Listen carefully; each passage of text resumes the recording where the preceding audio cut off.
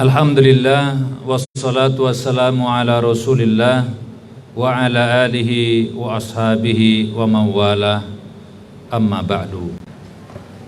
Wa qala ta'ala a'udzu billahi minasyaitonir rajim ma 'indakum yanfadu wa ma 'indallahi baq wa lanajziyanna alladziina sabaru ajrahum bi ahsani ma kanu ya'malun.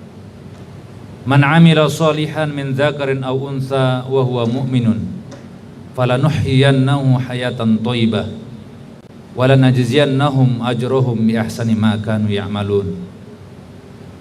Amma ba'du. Kaum muslimin sidang jamaah salat Isya dan tarawih rahimakumullah. Alhamdulillah, kita bersyukur kepada Allah Subhanahu wa taala. Malam hari ini kita telah memasuki malam yang ke-11. Tidak terasa waktu begitu singkat, 10 hari sudah kita melaksanakan ibadah shaum Ramadan. Allah Subhanahu wa taala memberikan kepada kita dari syariat Islam ini, atau Allah Subhanahu wa taala menciptakan kita semuanya dalam rangka beribadah kepada Allah Subhanahu wa taala. Wa ma khalaqtul jinna wal insa illa liya'budun. Hidup kita di dunia ini jamaah sekalian semata-mata beribadah kepada Allah. Banyak ibadah-ibadah yang Allah berikan kepada kita. Salah satunya ibadah yang istimewa adalah ibadah shaum Ramadan. Sudah banyak dijelaskan bagaimana berpuasa. Puasa membentuk karakter orang-orang yang muttaqin, membentuk karakter-karakter orang yang memiliki kepedulian sosial. Puasa membentuk orang-orang yang disiplin dan lain sebagainya. Karena memang bulan puasa yang Allah berikan kepada kita ada inputnya, ada prosesnya, ada outputnya. Inputnya itu adalah orang-orang beriman. Prosesnya adalah bagaimana puasa itu kita jalankan, dan outputnya bagaimana kita meraih gelar yang disebut dengan takwa. Kalau kita mengetahui tipe-tipe manusia, yang pertama itu tingkatannya adalah muslim. Muslim adalah orang yang Islam, yang hanya menyerahkan diri kepada Allah Subhanahu wa taala. Muslim banyak sekarang orang-orang yang memiliki KTP Islam atau dia muslim tapi banyak tidak melakukan ibadah. Ketika orang sholat dia asik di jalanan, ketika orang berpuasa dia tidak berpuasa. Mungkin banyak kita hanya melihat mereka ketika saat sholat Idul Fitri maupun Idul Adha. Nah, kemudian naik ke tingkatan yang kedua yang bernama mukmin. Inilah panggilan-panggilan kepada kita orang-orang yang mukmin ini, karena mereka meyakini, percaya terhadap perintah-perintah, apa tujuan-tujuan disyariatkannya agama itu kepada kita. Mereka memahami tujuan tujuan syariat Islam. Hifzuddin, menjaga agama. Kita harus menjaga agama kita. Yang kedua, kita menjaga nafas, menjaga jiwa. Yang ketiga, menjaga hifzul akal, menjaga akal kita. Kemudian menjaga hifzun nasal, menjaga keturunan kita. Dan yang kelima, bagaimana tujuan disyariatkannya agama itu kepada kita, agar kita juga bisa menjaga harta kita. Semua memiliki tujuan-tujuan syariat, termasuk ibadah shaum ini. Semua ibadah juga mengarah kepada takwa. Kalau tadi mukmin, yang ketiganya muhsin, orang-orang yang selalu berbuat baik. Yang keempat adalah orang-orang yang ikhlas, mukhlis, menjalankan agama itu dengan ikhlas, maka dia akan naik ke tingkatan yang kelima, yaitu muttaqin. Oleh karena itu ibadah-ibadah kita ini semuanya mengarahkan kita mendapatkan output, mendapatkan gelar muttaqin itu. Di dalam berpuasa, paling tidak ada 2 ketakwaan yang kita dapatkan dalam berpuasa ini.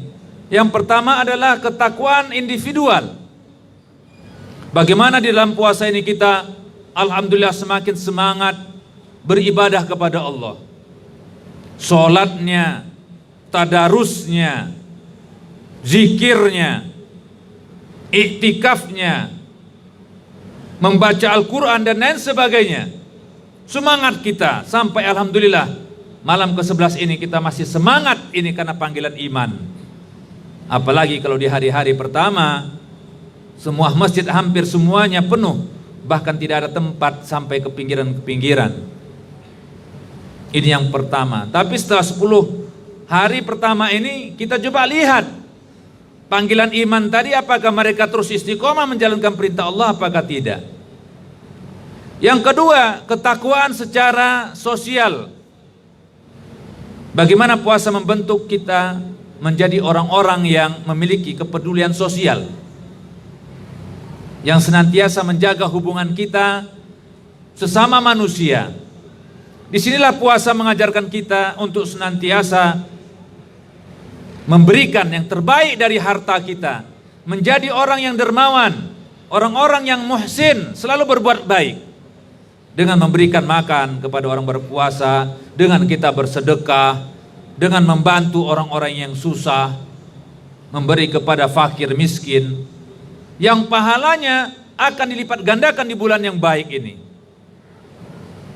Dengan kebiasaan-kebiasaan yang diajarkan Ramadan kepada kita jamaah sekalian, maka dituntut kita kelak setelah habis Ramadan, kita senang bersedekah, kita senang berbagi, kita senang bersilaturahim, kita datang ke masjid. Kita lihat samping kanan samping kiri kita kenal siapa jamaah kita, siapa tetangga kita, siapa warga kita. Oleh karena itu harta yang kita sedekahkan apalagi di bulan suci Ramadan ini menjadi saksi dan menjadi amal jariah yang pahalanya terus mengalir. Di dalam Al-Quran Allah jelaskan, ma indakum yanfadu wa ma indallahi bakin. Apa yang ada di sisi kalian itu semuanya akan hilang, lenyap, binasa. Mau rumah kita, kekayaan kita, harta kita, kendaraan kita, semua akan hilang, lenyap. Wa ma indallahi bakin. Dan apa yang ada di sisi Allah itulah yang kekal. Rasulullah mengibaratkan kalau kita punya harta, harta kita itu dibagi kepada 3. Harta yang kita makan itu akan habis, menjadi kotoran setelah kita makan, habis. Yang kedua, harta yang kita gunakan, yang kita pakai, seperti contoh kita beli baju, kita beli kendaraan, baju-baju kita akan lusuh, semakin hari nanti akan rusuh, akan rusak. Tetapi harta yang kita infakkan di jalan Allah, itulah harta kita yang sebenarnya. Oleh karena itu, apa yang di sisi Allah itu bakin, kekal. Wala najziyannahum wala najziyanna alladziina sabaru ajrahum bi ahsani ma kanu ya'malun. Dan kelak Allah akan memberikan ganjaran kepada orang-orang yang sabar dalam menjalani kehidupan ini dengan ganjaran yang lebih baik dari apa yang mereka kerjakan. Lanjutan ayat tersebut dalam surah An-Nahl tersebut, jamaah sekalian, man amila sholihan min dzakarin aw untha. Barang siapa orang-orang yang melakukan amal soleh, baik dia itu laki-laki maupun wanita, maka Allah akan berikan kepada mereka hayatan thayyibah, kehidupan yang bahagia. Para mufassir menjelaskan kehidupan yang bahagia di sini, mereka akan diberikan rezeki yang luas, rezeki yang banyak. Rezeki bukan hanya kita kaitkan dengan rezeki harta-harta saja atau uang-uang saja, tetapi rezeki ketika kita masih diberikan kesempatan berpuasa, kesehatan, kita punya anak kita soleh dan solehah, anak kita berbakti, kita diberikan keluarga yang sakinah mawaddah warahmah, kita diberikan ketenangan dalam hidup kita, dalam pekerjaan kita. Ini luar biasa. dan para mufassir menjelaskan yang lain, hayatan thayyibah berarti kita memiliki qanaah, rasa puas, rasa syukur kepada Allah terhadap nikmat-nikmat yang diberikan kepada kita. Maka Allah katakan walanajziyannahum ajrahum bi ahsani ma kanu ya'malun. Dan Allah kelak juga akan memberikan kepada kita balasan yang terbaik dari apa yang kita kerjakan. Jadi yang kita lakukan semua itu ikhlas karena Allah Subhanahu wa taala. Tidak ada harapan-harapan ingin dipuji orang dan lain sebagainya. Diriwayatkan, dikisahkan di dalam kisah Bani Israel, dulu ada seorang pemuda yang luar biasa, semangat jihadnya tinggi.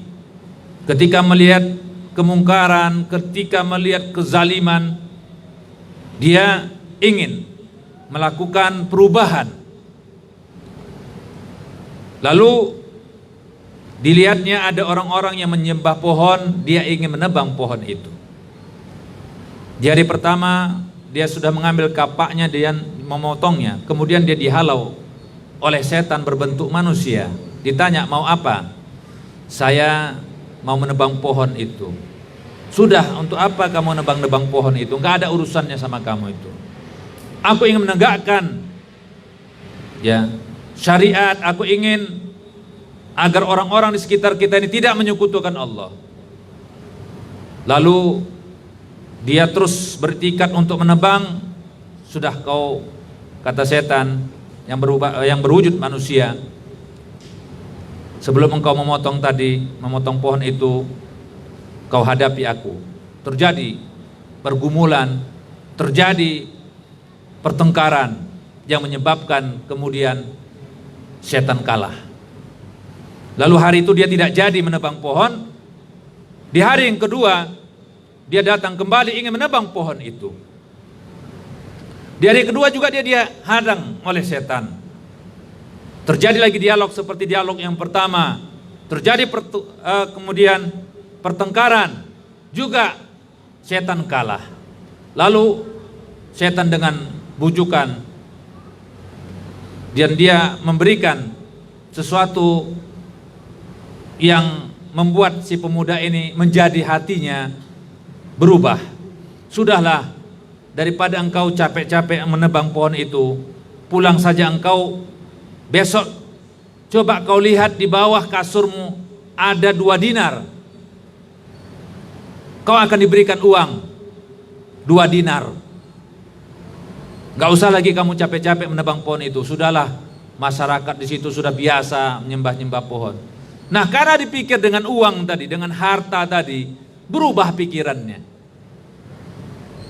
Manusia kadang-kadang tidak mengetahui atau hanya kadang-kadang berpikiran harta, uang, sehingga dia tidak melakukan segala sesuatu itu karena Allah Subhanahu wa taala. Akhirnya dia tidak jadi menebang pohon itu, dia pulang ke rumahnya. Di hari pertama dia dapatkan uang di bawah kasurnya, 2 dinar. Di hari kedua juga demikian. Tapi di hari yang ketiga dia tidak mendapatkan uang. Lalu dia pun marah. Ini kenapa aku tidak dapatkan uang? Kemudian dia marah, diambil kapaknya lagi dan dia akan menebang pohon itu. Dihadang lagi oleh si setan. Ndak apa engkau ke sini? Saya mau menebang pohon itu. Silahkan saja kalau kau bisa menebangnya, tapi kau hadapi aku terlebih dahulu. Terjadi pertengkaran, terjadi perkelahian. Kira-kira yang menang siapa? Yang menang setan. Kenapa? Ketika pertama sekali si pemuda itu akan menebang pohon itu karena Allah, ikhlas karena Allah. Mukhlis, ikhlas. Tidak ada pamrihnya.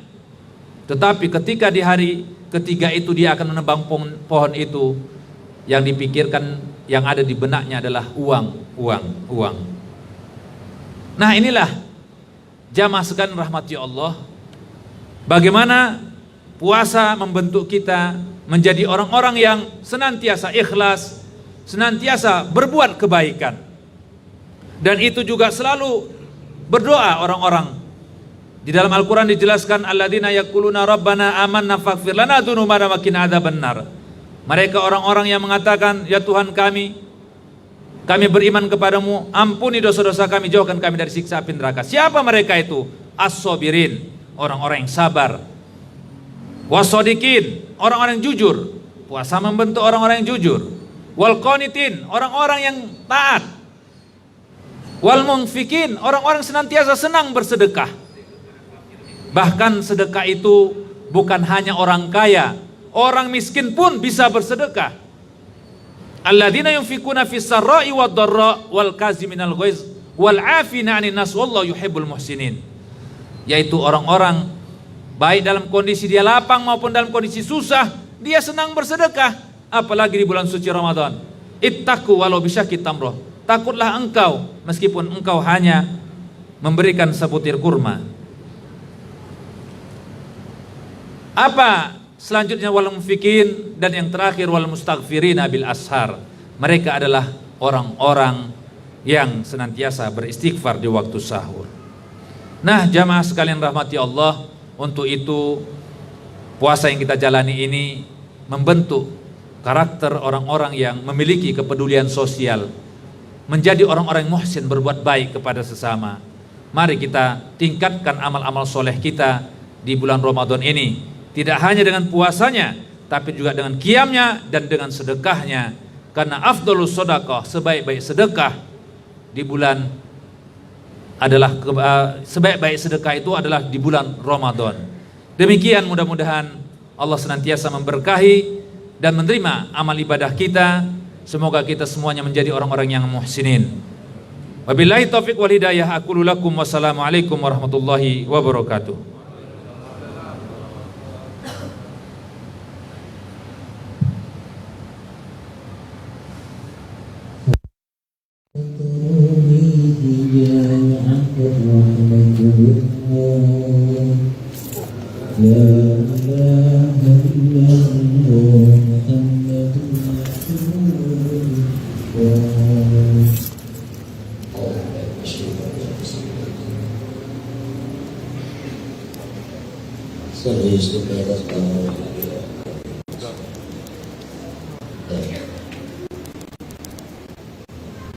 Allah